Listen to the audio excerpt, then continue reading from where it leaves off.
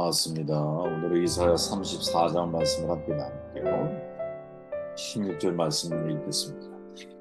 너희는 여호와의 책에서 찾아 읽어보라. 이것들 가운데서 빠진 것이 하나도 없고 제짝이 없는 것이 없으리니 이는 여호와의 입이 이를 명령하셨고 그의 영이 이것들을 모으셨습니다. 하나님을 떠난 자리는 불모지가 된다라는 제목으로 말씀 나누도록 할게요. 이사야 34장 16절은 정말 중요한 구절입니다.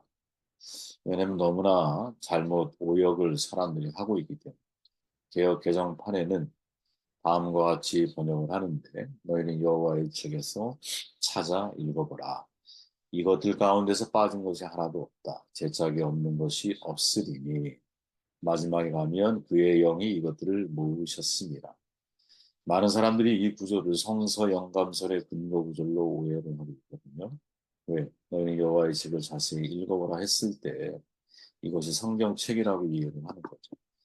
하나도 빠진 것이 없다 할 때 이것들을 성경에 들어있는 하나님의 말씀을 가리키는 것으로 성경에는 하나님 말씀이 빠진 것이 없이 다 들어있다라는 것을 가리킨다고 이해를 하는 거예요.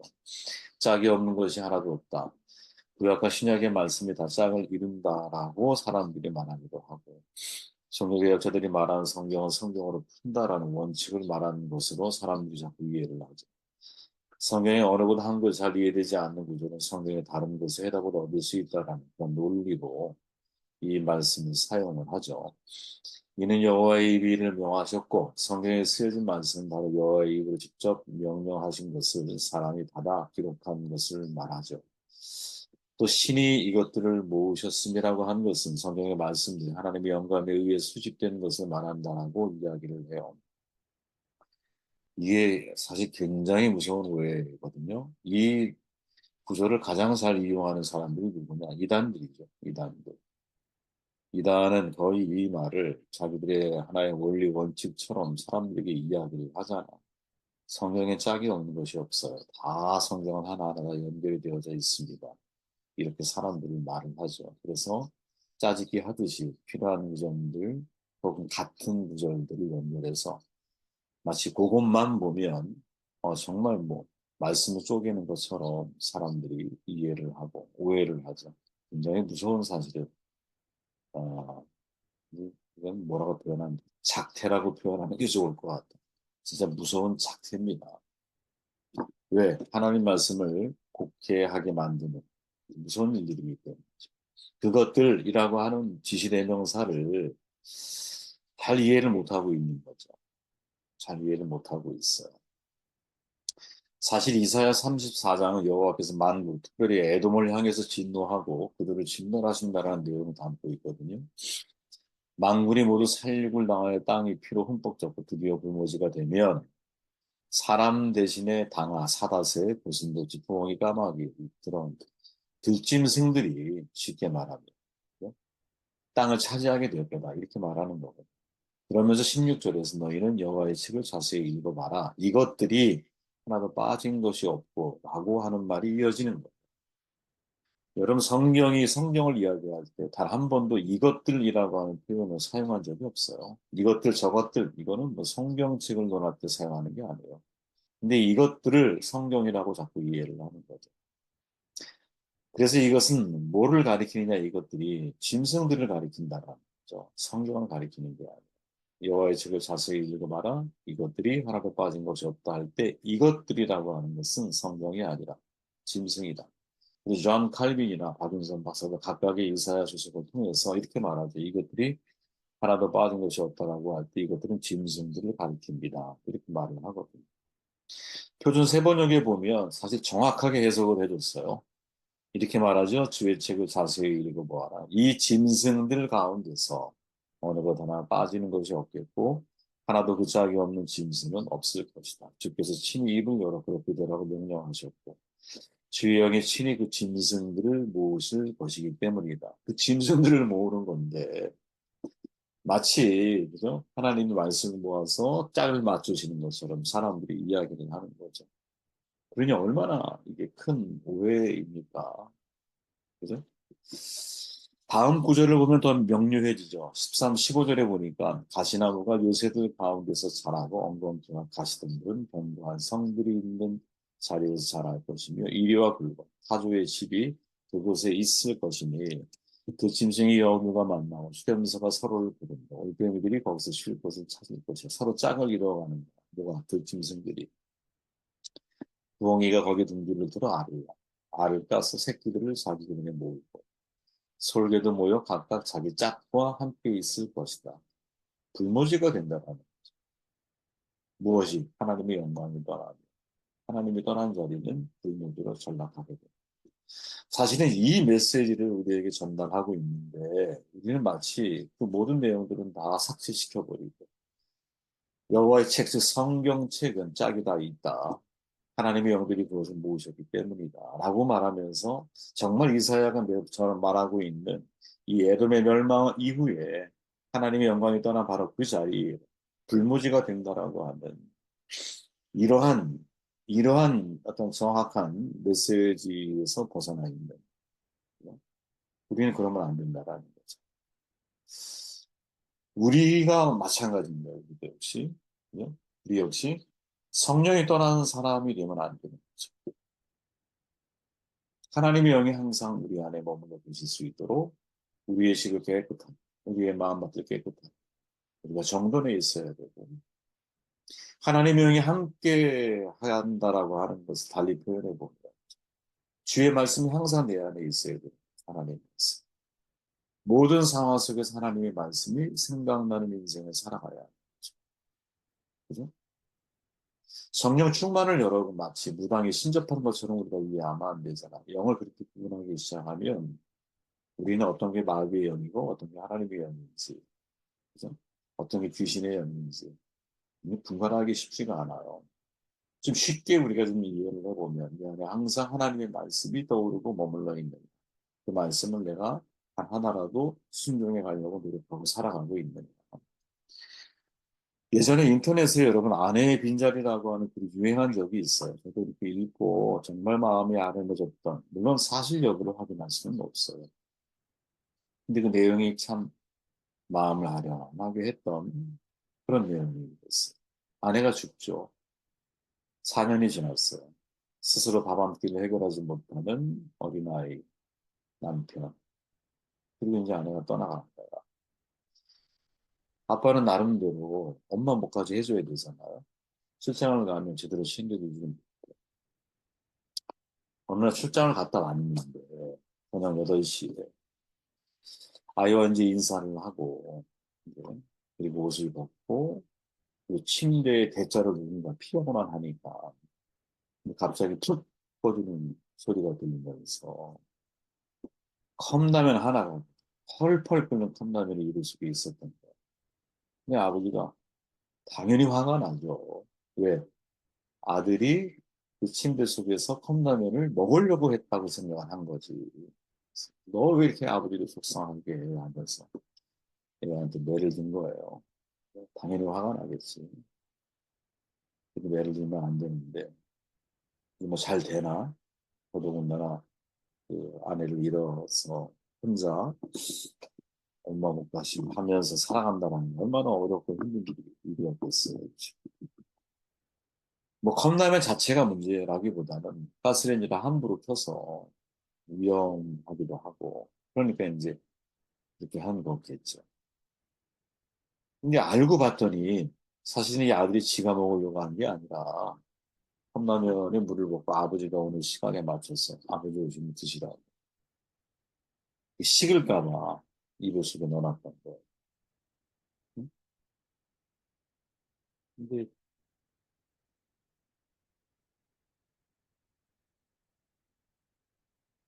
참 마음이 짠하죠, 그죠? 음. 자기가 때린 이제 아들의 그, 음, 다리, 엉덩이 뭐 이런 데 맞았겠죠. 그죠? 보니까 막 구멍이 들었나 봐. 약을 발라주고 그리고 이제 잠이 들었다. 그러면서 자기는 수돗물을 틀어놓고 엉엉 소리 내서 자기도 모르게 이제 울었다. 뭐 이런 이야기. 아내의 빈자리가 가정에 큰 변화를 가져오고 공허하죠. 절망감이 몰려와. 근데 그런 것처럼 사실 성령이 우리를 떠나실 때 우리 인생은 진짜 인생의 내리막길을 걸어가게 돼요. 그 대표적인 인물이 바로 사울이잖아요. 사무엘상 16장에 보면 여호와 영이 사울에게서 떠나고 여호와께서 부르시는 악령이 그를 범위하게 한다. 그러니까 하나님이 떠나고 나타난 현상이 몇 가지가 있는데 이 사울왕이 거기에 너무나 좋은 샘플입니다. 샘플. 음? 좋게 말하면 모델이야. 모델. 사울왕이. 성령이 사울왕을 딱 떠나고 나니까 곧바로 무엇이 어떤 현상이 벌어져요? 악령이 그를 찾아오죠. 우리의 마음은 빈자리가 아니에요. 우리의 마음은 반드시 무엇인가 하나를 내 마음을 채우게 되어 있어요. 왜 하나님 말씀을 우리 안에 채워야 할까요? 하나님 말씀을 채우지 못하면 사람의 생각이 나를 채우게 되어 있어요. 문제는 뭐예요? 사람의 일과 하나님의 일. 둘 중에 어떤 거를 생각하느냐에 따라서 베드로처럼 야, 네가 하나님의 일을 생각하지 않고 사람의 일을 생각하고 있구나. 그 순간 마귀가 되잖아. 사탄아, 내 뒤로 물러나라. 이렇게 말하죠, 예수님.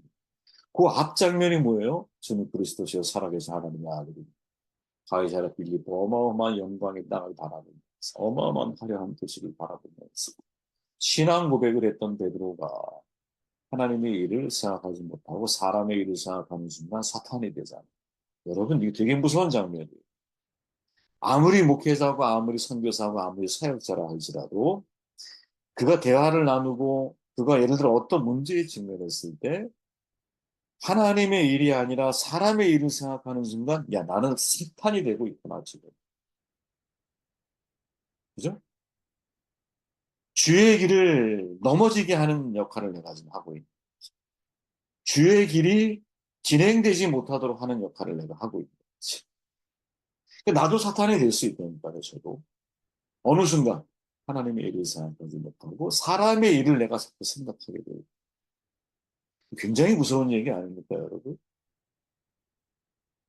여러분 가끔 아주 친한 지인, 뭐 친구 혹은 동료들과 얘기를 나눌 때, 신앙이나 같은 신앙의 공통분모를 가지고 얘기를 나눌 때, 그 대화를 잘 유심히 여러분들은 살펴봐야 돼요. 어떻게? 예를 들어 중요한 교회의 사역을 결정을 해야 돼. 그때 이 사람이 하나님의 일을 생각하지 않고 사람의 일을 이야기하고 있을 때 그 사람은 사탄의 도구가 되고 있는 거예요. 어떻게 그걸 우리가 구분할 수 있느냐?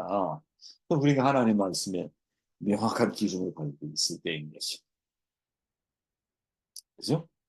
그 말씀을 버리니까 자 보세요 여러분 여호와 영이 사울에게 떠났잖아. 그럼 이 떠났다라는 것을 사무엘은 어떤 형태로 표현하느냐? 15장 26절에 보니까 사무엘이 사울에게 이르되 나는 왕과 함께 돌아가지 아니하노.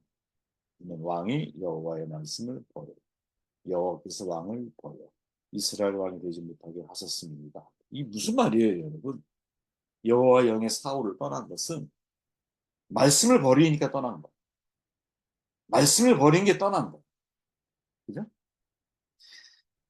하나님께서 사울을 버린 게 아니에요. 사실은 엄밀하게 말하면 사울이 하나님의 말씀을 버린 순간 그 자동적으로 그는 하나님에게서 스스로를 고립시키는 거지. 그런데 영이 떠났다라는 표현을 사무엘은 뭐라고 표현하느냐? 말씀을 버렸다 이렇게 표현합니다. 무서운 얘기죠. 왜? 이거는 정말 이 영적인 통찰력을 가지고 매일 매 순간 매번 모든 상황과 환경 속에서 야 이게 사람의 일인가 하나님의 일 관점을 항상 그 기준으로 대화의 관계들을 우리가 이해하고 해석하지 않으면 나도 마귀가 될 수 있고 나도 사탄이 될 수 있고 그렇죠?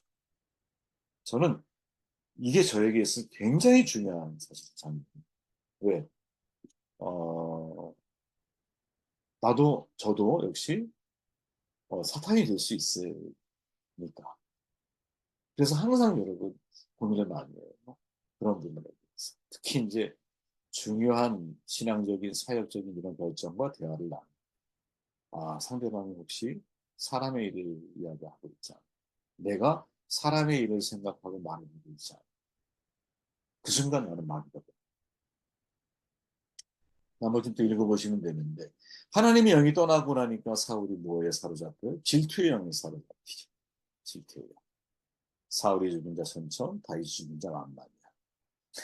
또 성령이 내 안에서 하나님의 영이 떠나니까 나에게 나타나는 현상이 두려움이 내 마음을 장악하게 되죠. 이건 아주 자연스러운 현상이에요. 자연스러운. 내가 믿음이 내 안에 굳건할 때가 언제냐면 말씀이 내 안에 충만할 때가 말씀이 내 안에.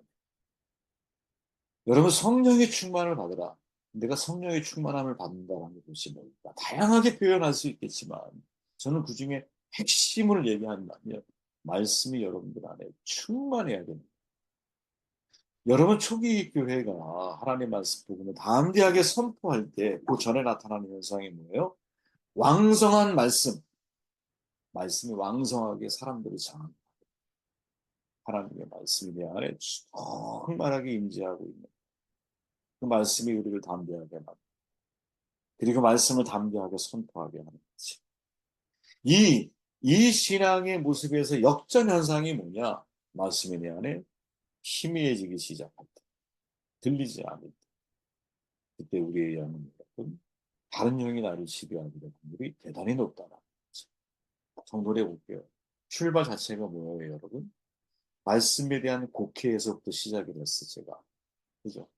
너희는 여호와의 책을 자세히 읽어봐라. 이 말씀을 이단 자기의 이용도로 사용해요. 전혀 이 말씀은 거기에 관련된 말씀이 아닙니다. 이 말씀은 오히려 하나님의 영광이 떠나 바로 그 자리, 짐승들에 의해서 불모지로 변하고 있는 상황들을 묘사하고 있는 말씀이에요. 그래서 실은 이 전체의 내용 속에 에돔에 집중하기보다 사실은 이 말씀 속에서 우리가 언제 내 마음이 어떤 불모지처럼 변해갈까? 그것은 바로 이 오늘날 벌어지고 있는 이 말씀에 대한 오해가 잘못된 신앙의 모습을 만들어내듯이 내 안에 정말 하나님의 말씀이 충만하게 있는지 아니면 거꾸로 하나님 말씀을 그렇게 하고 내가 원하고 필요한 말씀만 뽑아서 인생을 내가 살아가고 있는 사람인지 여기에 대한 질문을 던져보게 되었습니다.